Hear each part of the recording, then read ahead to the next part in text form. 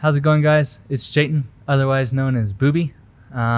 Chris is out of the office today, so I'm going to be doing this one solo. And today we're going to be talking about Thermo for performance. So let's jump into this one. So whenever we talk about performance, we're talking either about cognitive performance, so like brain performance and stuff like that, or physical performance. So the ability for you to perform well in the gym, or whenever you're doing something physical like running, hiking, skiing. That's probably my favorite thing to do. So what does that look like, and why is Thermo optimal for performance? So we have two types of muscle fibers.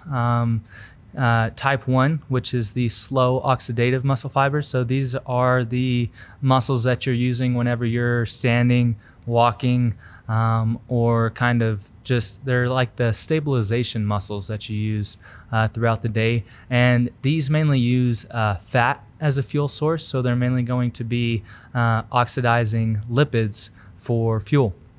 And then we have type 2 muscle fibers. And if you want to get intricate with it, we have type 2A and type 2B, but we'll just say type 2 today. So type 2 are glycolytic muscle fibers. These are more of the explosive and high intensity muscles that we use whenever we're, deadlifting, benching, sprinting, things like that. And so these mainly use glucose as fuel. And so whenever we're looking at performance, especially physical performance, we're going to be utilizing glucose as a fuel source most often. And whenever it comes to cognitive performance, glucose is the preferred fuel source for the brain. And so that's one reason that we want to make sure that we fuel our bodies with enough carbohydrates in order to support optimal brain function, as well as the thyroid. The thyroid uses mostly glucose as a fuel source as well to produce thyroid hormones. So that's very important to know the difference between the fuel sources for the muscle fibers whenever we're looking at performance. And then whenever you look at the Thermo Diet, it's going to be very high in minerals, especially salt, magnesium, calcium, and potassium. So potassium is going to be really high in the different types of fruits that we eat and stuff like that. So minerals are necessary for action potentials or nerve impulses. And we use these nerve impulses whenever we're lifting or contracting muscles, things like that. And so whenever we don't have enough minerals in the system, or the right balance of minerals in the system, then our nervous system basically misfires.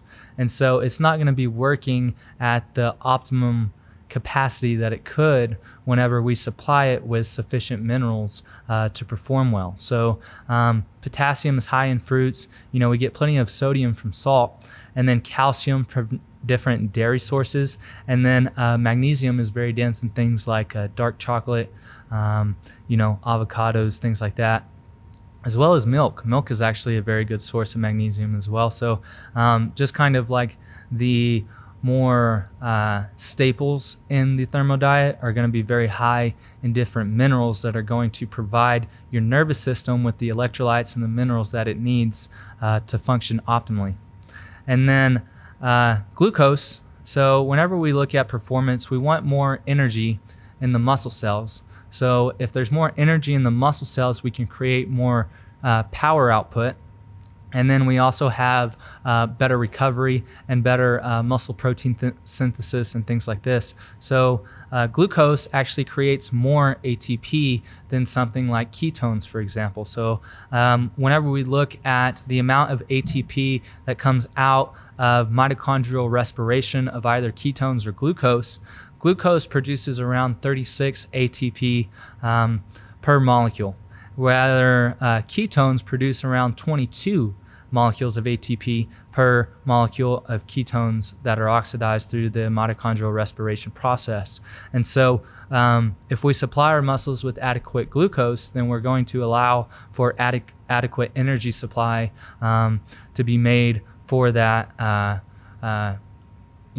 workout session or whatever we're going to be doing. And so carbs are also protein sparing, which means the body, whenever it has a sufficient amount of glucose, is going to spare protein So it's not going to be using the amino acids that it gets from the diet or from the muscles to convert it into glucose, because it's going to have plenty of carbohydrates to supply the body with that glucose. And so the body, whenever it doesn't have enough glucose present, it begins to turn different amino acids into glucose via gluconeogenesis. And so if the carbs are sufficient in the diet, then that doesn't happen, and the amino acids can be used to build muscle and for different kinds of protein turnover and cellular turnover and things like that to produce more muscle, recover faster, you have better brain function and things like that. And so basically the Thermo Diet is complete whenever we look at it from that aspect. But just logically, the Thermo Diet, it contains very easily digestible foods. And so whenever our foods are digested well, we end up intaking and actually absorbing more nutrients. So more nutrients equals more muscle and better recovery, because we're providing our body with the raw materials that it needs in order to build itself and heal itself properly. And so the Thermo Diet, especially with a good resistance training program, increases insulin sensitivity tremendously. One of the things that I thought was really interesting is that Tomas, I've been working for him for a little while on his diet and just kind of giving him pointers every once in a while. And he went from, maintaining his weight on about anywhere from 2,000 to 2,300 calories all the way up to, he was still losing weight at 3,500 calories. He finally started to slowly gain weight at around 3,700 calories. And just because he was providing his body with all of the nutrients necessary in an easily digestible form that allowed his metabolism just to shoot through the roof. And his muscle gain was absolutely phenomenal. He has his before and after pictures, and he gained a crazy amount of muscle. And he said that going to the gym was like nothing that he's ever experienced before. So that was really cool.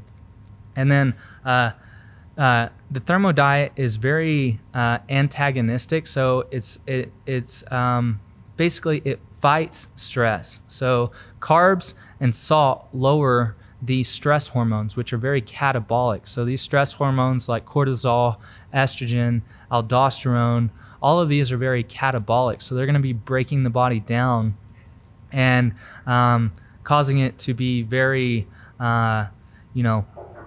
basically it's not going to heal properly. And so if we don't heal properly, then we're going to have poor muscle recovery, and poor muscle recovery leads to overall negative results whenever it comes to increasing performance.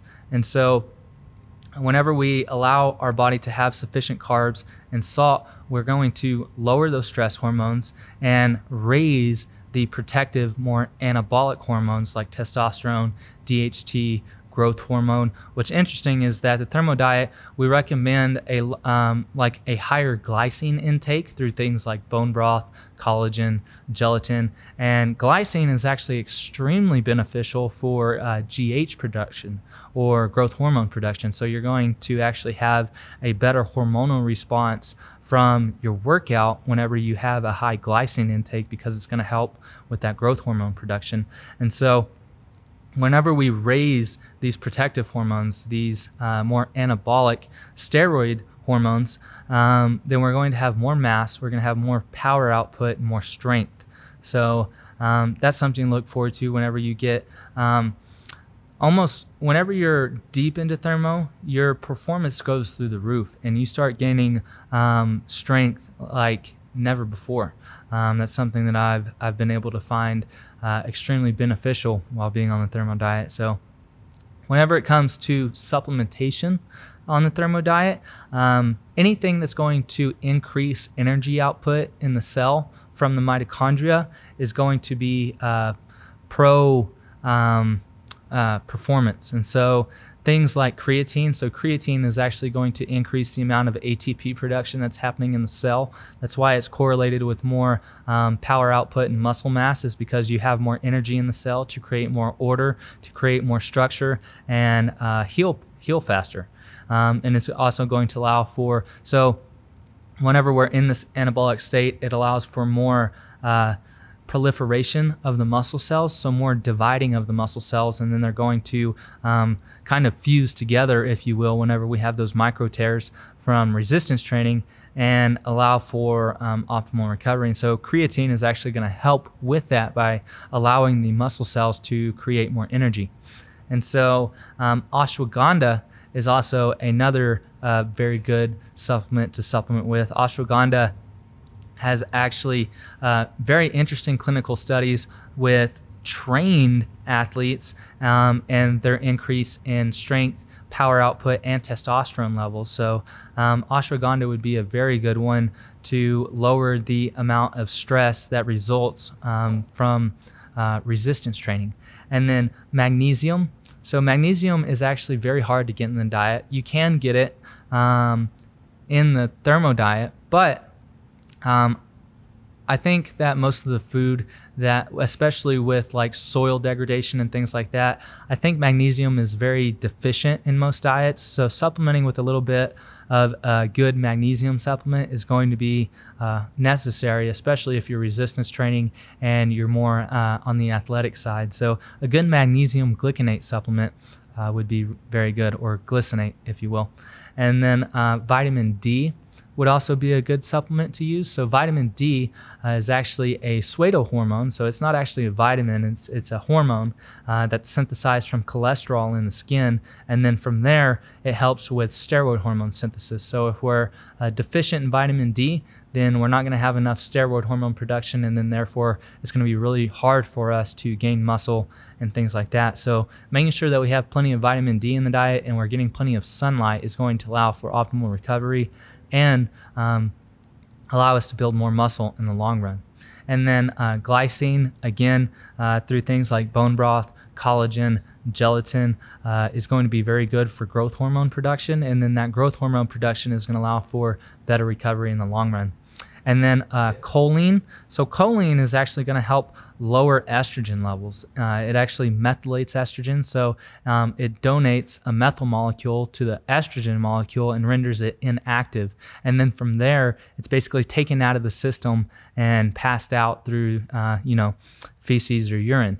And so whenever we can methylate estrogen, then it's actually going to downregulate the amount of stress in the body, because usually estrogen and cortisol are in a positive relationship with each other. So if one's high, the other is typically high too. So if we can downregulate one, then we can begin to downregulate the other and kind of pull ourselves out of that catabolic stressed state. And so choline is going to methylate that estrogen and get it out of the system, so we can do just that. And then phosphatidylserine is the final supplement that I would recommend whenever you're looking for optimal performance.